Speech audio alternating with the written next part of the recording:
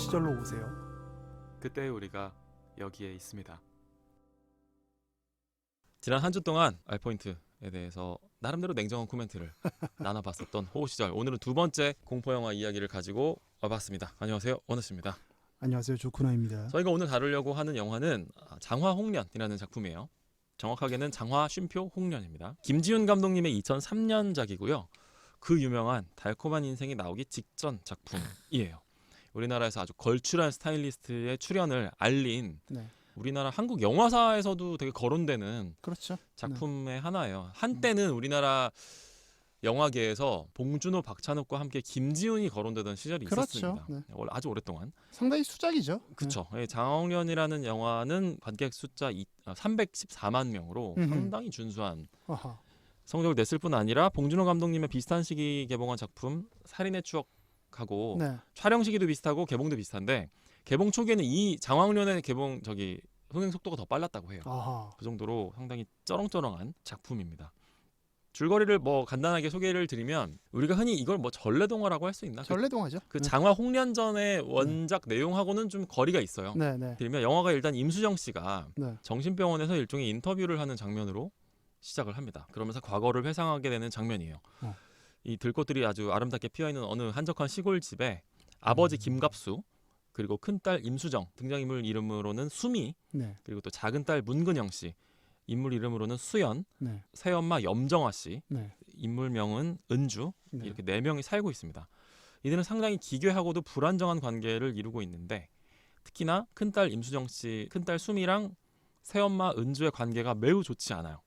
그리고 아버지 김갑수 씨, 무현이라고 하는 인물인데, 무현과 수미의 대화도, 임수정 씨랑 하는 대화도 뭔가 하여튼 논리가 맞지 않고 네, 이상해요. 이상해요. 또 그런 한편 작은 딸 문근영 씨는 어딘가 학대를 당하거나 좀 아파 보이는 그런 어떤 병리적인 뒤틀려 있는 그런 관계로 아슬아슬하게 이들의 관계가 지속되는 거를 볼 수 있습니다. 이들의 집에서 일어나는 일인데, 집에서 뭔가 귀신에 해당하는 존재들이 막 나타나기도 하고, 네. 자꾸 이상한 것들이 보이고 네. 막 그래요. 그러다가 나중에는 이제 결국에는 이 영화의 엄청난 반전이 이제 밝혀지면서 이 영화가 또 한 번 이 영화가 깊이를 획득하는 부분인데, 반전을 이야기할까요? 완전 이야기할까요? 20년 네. 지났으니까. 여기서부터 스포일러인데. 이 정도는 이해해줘야지. 그죠? 20년 지났는데. 그러니까 뭐냐면 애초에 이 문근영 씨와 염정아 씨는 존재하지 않는 인물인 거예요. 이 집에는 김갑수와 임수정만 살고 있는 거고. 실제로는 존재했었고 있는 인물인데, 네. 이 집에서, 이 배경이 되는 집에서. 그렇죠. 네. 근데 이제 이미 문근영 씨는 사망한 상태인 거고. 그렇죠. 염정아 씨는 살아는 있으나 요 영화 전반부에 등장하는 염정아 씨는 임수정 씨가 만들어낸 그렇죠. 캐릭터이자, 그러니까 사실은 임수정 씨가 연기를 하고 있었던 것으로 보이는, 허상이죠. 사실은 허상이자 동일 인물인 거죠. 네, 동일 인물입니다. 그래서 이 김갑수와의 이 논리가 맞지 않는 대화도 네. 사실은 그런 부분으로 다 이렇게 설명이 되는 그런 반전 같은 것들이 이제 우리나라 영화에도 이런 반전이 있을 수가 있어? 식스센스와 그렇죠. 디아더스 같은. 끝나고 나니까 그래, 문근영과 김갑수는 대화를 한 적이 없지. 한 번도 없어. 이런 그런 내용들? 것들이 이제 그런 나중에 이런 재해석 같은 게 또 유행을 타기도 했었던, 이제 재미를 줬었던 작품이에요. 그래서 이때 제작된 영화들이 식스센스, 디아더스, 그다음에 이제 아이덴티티, 이런 작품들, 그런 반전 영화들이라고 하죠. 그렇죠. 이런 거에 그 영역 안에 다 있다고 볼 수 있는데, 이 영화도 마찬가지고, 그러니까 임수정 씨, 그 수미라고 하는 인물이 일종의 정신병을 앓고 있는 거죠. 네. 왜냐하면은 그 집에서 자매들의 친모가 옷장에서 자살한 사건이 발생을 했고, 네. 그 사건을 처음으로 목격한 수연이, 그 문근영 씨가 살아있던 시절에 그걸 목격을 했는데, 이제 그 엄마를 좀 지키지 못하고 네. 그 옷장에 깔려서 함께 압사당하는 사건이 발생을 했던 거예요. 그렇죠.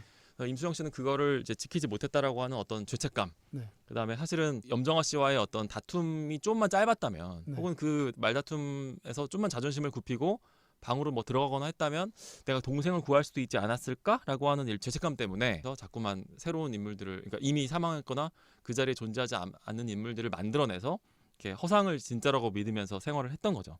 그러니까 지금 이제 그 염정아 씨, 네. 은주에 대한 캐릭터를 우리가 약간 누락해서 네네. 좀 들으시는 분들이, 안 보신 분들이 이해가 안 되실 수도 있는데, 네. 그러니까 염정아 씨와 김갑수, 네. 그 아버지 무현과의 관계가 네. 불륜으로 추정되는 거죠. 추정되죠. 불륜으로 그러니까, 추정되는데 그에 따라서 친모, 음. 임수정과 문근영의 친모로 나오는 분이 네, 자살을 하게 되고 맞습니다. 그리고 그걸 이제 지키지 못한 그걸 바라보고 있던 수연이 함께 장롱에서 압사당하는 일이 발생하는데 네. 임수정 씨가 마침 그때 음, 그 염정아 씨랑 갈등이 좀 있었죠. 네. 뭐 논쟁을 좀 하고 네, 있다가 네, 네. 결국은 동생마저 지키지 못했다라는 그 죄책감에 정신병에 걸린 거다. 음. 그리고 이 영화 후반부에 이제 그런 것들이 다 드러나고 영화 전반부에는 사실 임수정이 임수정과 싸우는 행동이었다. 네. 이 사실 요거잖아요. 그쵸. 장화홍련이. 네. 요 영화 보셨던 감정은 어떠셨습니까? 감상은? 감상은 일단 영화가 매우 예쁘다. 그러니까 맞아요. 그 미장센과 그렇죠. 이거는 정말 진짜 지금 봐도 이거는 촌스럽지 그렇죠. 않고 네. 뭐 임수정 씨가 입고 있는 옷이나 이런 것마저도 그다음에 그 염정아 씨의 스타일링이나 네. 이런 거 저는 지금 나무랄 데 없다. 지금 관점으로 봐도 매우 훌륭하다. 맞아요. 그래서 이거는 굉장히 우리나라 그 당시 영화로서는 그런 미학적인 관점에서 진짜 금자탑을 쌓아올린 한 편의 영화라는 생각이 들어요. 맞습니다. 이 나중에 나오는 달콤한 인생 같은 경우도 그렇거든요. 네. 그 달콤한 인생도 이병헌 씨 제가 한동안 달콤한 인생 병에 걸렸었어요. 그거 좋은 영화죠. 이병헌 씨의 그런 모습과 이런 걸 보면서 너무 영화가 네. 멋있게 잘 만들어진 네. 스타일리시한 영화인데 스타일리시한 영화죠. 이미 그거를 이제 장화홍련이 예견하고 있었던 영화더라고요. 네. 박찬욱 감독의 올드보이 우리가 많이 얘기하는데 네. 그거랑 유사하면서도 좀 다르게 미학을 되게 뿜어내고 있는 작품이라는 측면에서 전 영화의 어떤 각본상의 그런 공포나 뭐 이런 것보다도 그다음에 또 심지어 배우들의 연기보다도 네. 이 영화의 미술적인 부분 그다음에 뭐 음악은 또 말할 것도 없죠. 그 좋았죠. 이병헌 씨가 담당한 멜로디 들으면 누구나 아는 네. 그 너무나 유명해져 버린 나중에 개콘에서도 이거 쓰지 않나 모르겠는데 아무튼 뭐 그 정도로 유명해진 네. 음악과 미술의 승리다 정말 그거는 저는 지금 봐도 전혀 촌스럽거나 이상하거나 뭐 그러지 않는 아주 훌륭한 지점이라는 점에서 그 지점을 가장 저는 상찬하고 네네. 싶은 네. 마음이고 그 이외에 이제 이 영화의 사실 본질에 해당하는 각본과 뭐 공포성이라고 할까요 그런 지점에서는 사실 알포인트랑 좀 유사해요. 네. 그거는 저도 마찬가지입니다. 각본상에는 요 영화도 상당히 관객들이 많이 좀 이렇게 기꺼이 동참해준 부분이 있다. 그 예를 들어서 뭐 김갑수 씨가 그 집에다가 그 마음이 아픈 큰 딸을 네. 집에다가 데리고 온 이유라든지 그게 정상인으로서 할 수 있는 행동인가? 그러니까 이제 사건이 난 집으로. 사건이 그 난 집으로 게다가 그 자리에 있지도 않은 그런 염정아 씨의 동생 부부를 초대한 네, 거잖아요. 그렇죠. 뭐 그런 것들도 사실은 조금 이렇게 나중에서 다시 이 영화를 돌아봤을 때는 조금 무리한 부분들이 있는 거예요. 일부러 그러니까 맞아요. 이게 알포인트와 장화홍련의 공통점이자 사실 넓게 보면 공포 영화들의 공통점인데 영화 감독과 제작진들이 관객에게 정보를 불친절하게 흘려주는 거예요. 그렇죠. 그러니까 페어플레이를 하지 않는 거죠. 엔터테인먼트라는 이름으로. 네.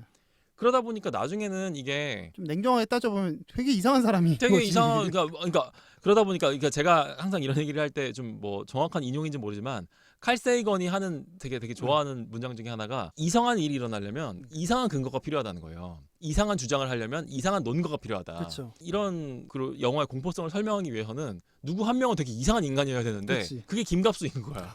김갑수는 내가 봤을 때 정상이 아니에요. 뭐 이런 판단을 한다는 게. 그래서 심지어 이런 해석도 있더라고요. 김갑수는 사실 임수정의 병을 치료해 주려고 이 집에 데리고 온 게 아니라 악화시키려고 데리고 온 거다. 그렇게 해석할 뭐 수 있죠. 굉장히 공포적으로 오히려 더. 네. 이게 저는 근데 그것마저도 네. 되게 관객들이 조금 이 영화의 그 깊이를 더해주기 위한 포스트 모더니즘의 일부이지 않았을까. 현대 예술의 일종이지 않았을까. 저는 그럼에도 불구하고 장화홍련이 네. 알포인트보다는 잘 만든 것 같아요. 네. 저도 솔직히 그래요. 각본의 완결성에 있어서는 그래 이거 좀 무리하지 하지만 이 그래도- 정도 설정은 영화니까 그래. 라고 제가 저의 그 관용의 폭에서는 전 허용 가능한데 네. 알포인트는 저는 제가 말고 했지만 다소 좀 무리가 있지 않나. 네. 그렇군요. 뭐 제가 좀 튀어서 그런 건가? 알포인트에 대해서 좀 더 냉정하다. 네. 근데 저도 마찬가지인 것 같아요. 그 조세프님의 감상평 좀 더 들어볼까요, 그러면? 저도 조금 전에 원우 씨가 말씀하신 거랑 거의 비슷해요. 네. 근데 장화홍련이라는 이게 전래동화가 어떤 계모에게 억압받고 네네네. 친부도 계모에게 이제 동의해서 장화의 죽음을 암묵적으로 동의해가는 네, 맞아요. 게 전래동화거든요. 네. 그래서 약간 변형이 됐다고는 하지만 음. 실제로는 진짜 나쁜 놈은 계모. 그러니까 영화 속에서 은주가 아니라 네. 저도 김갑수가 연기한 친부. 무현인 거죠. 네. 네. 이 영화에서의 이제 제일 주연은 임수정 씨인데 네. 뭐 원우 씨가 말씀하신 거랑 동일해요. 아니 자기 친딸이 아파서 네. 정신과 치료를 받고 있는데 네. 사건 발생 현장으로 와서 그것도 계모에 네. 남동생을 갑자기 불러서 식사를 하는 그쵸. 사고는 네. 이거는 이 사람을 더 악화시키는 일 아닐까. 이 도대체 무슨 근거로 요런 네. 무슨 목적으로 요런 폐악한 짓을 저지르는가 그렇죠. 폐악한 짓을. 라는 생각 때문에 네. 저도 선뜻 이해가 안 가더라고요. 다만 영화 자체는 네. 제가 느낀 감상은 너무 슬프다. 그치. 이거는 공포 영화가 아니라 멜로 영화다. 맞아. 심리 스릴러, 그러니까 뭐 멜로 영화다. 사실 이런 평이 근데 좀 많았던 것 같아요. 네네, 맞아요, 뒤늦게 맞아요. 찾아보면 맞아요. 굉장히 슬프고 그 캐스팅을 좀 잘했다. 맞아요. 임수정과 문근영이 갖고 있는 공통적으로 갖고 있는 이 정서가 좀 있는 것 같아요. 네네. 눈 크고 네. 피부가 하얗고. 아주 투명하고 거기서 느껴지는 좀 처연함. 그렇죠. 요게 이제 장화홍련이라는 우리의 전래동화와 맞물려서 네. 사람들에게 되게 그 멜로의 감정을, 네. 긍휼의 감정을, 불쌍함의 감정을 맞아요. 불러일으켰던 것 같습니다. 맞아요. 그래서 캐스팅도 되게 잘하고 스타일리시했지만 다소 공포 영화의 본래적 목적인 네. 무서움과는 좀 거리가 있지 않나라는 생각을 했습니다. 저 되게 무서운 거 싫어하는데 최근에 편안하게 느꼈어요. 볼 수 있었다. 최근에 느꼈어요. 나는 무서운 거 잘 보나? 내가 혹시 잘 보나? 나 너무 티인가? 약간 이러면서 봤어요. 예. 이 당시에만 하더라도 문근영 씨는 막 이제 가을 동화 나오시고 해서 조금씩 스타덤에 오르던 때였지만 네. 제 기억으로 임수정 씨는 이때 거의 신인이었거든요. 임수정은 이 작품을 계기로 확 주목받았어요. 그렇죠. 그리고 이제 미안하다 사랑한다로 그렇죠. 정말 빵 뜨게 되는 정점에 건데 그 전이었다는 거예요. 그렇죠. 그러니까 캐스팅을 정말 잘하신 거죠. 네. 그 감독님께서. 그다음에 염정아 씨도 그 전까지는 그냥 되게 예쁘고 도회적인 네. 그런 배우였다면 요 영화에서 전 개인적으로 연기가 되게 좋았거든요. 네, 연기 좋았습니다. 상당히 막 네. 이렇게 따박따박 이렇게 네. 따졌고 싸우는 그런 연기들 같은 게 제가 최근에 이번 영화 밀수라는 영화를 봤는데 네. 거기서도 염정아 씨 연기 되게 좋았거든요. 전 오히려 김혜수 씨보다도 더 좋았던 것 같아요. 심지어. 밀수 재밌나요? 밀수 볼만합니다. 네, 아. 엔터테인먼트 영화로 류승환 감독님 영화거든요. 음. 그러니까 뭐 두 번 볼 생각하지 말고 그냥 여름 영화로 그냥 딱 보고 어허. 재밌게 딱 2시간 보내고 좋네요. 싶으면 딱 좋은 엔터테인먼트 영화인데 뭐 그렇게 이제 배우들의 캐스팅을 되게 잘하셨다. 그래서 그런 여러 가지 영화를 구성하고 있는 요소들이 되게 훌륭하고 그 다음에 이제 장화홍련이라고 하는 우리나라의 전래동화를 재발견했다는 게 그렇죠. 이게 사실 또 그 당시로서는 되게 신선했었던 접근이에요. 맞아요. 그런 경우들이 잘 없었거든요. 그걸 할 수 있는 사람이 없었고 그래서 그런 부분들이 종합적으로 이 영화의 퀄리티를 높여주고 있는 그런 맥락들이 아닌가. 영화적으로는 되게 저는 완성도가 있는 영화라고 생각하고요. 네, 맞아요. 다만 공포 영화라고 하면 네. 그 본래적 목적에는 좀 충실하지 못한 게 아닌가. 네. 그래서 좀 오히려 무섭다기보다는 슬펐다. 네, 슬펐습니다. 라고 하는 영화. 그렇다라고 하는 총평을 일단 말씀드릴 수 있을 것 같아요. 네. 일단 총평 얘기는 이 정도로 마치고 네. 다음 에피소드에서 조금 더 세부적으로 네. 원우 씨의 감상과 이야기를 들어보도록 하겠습니다.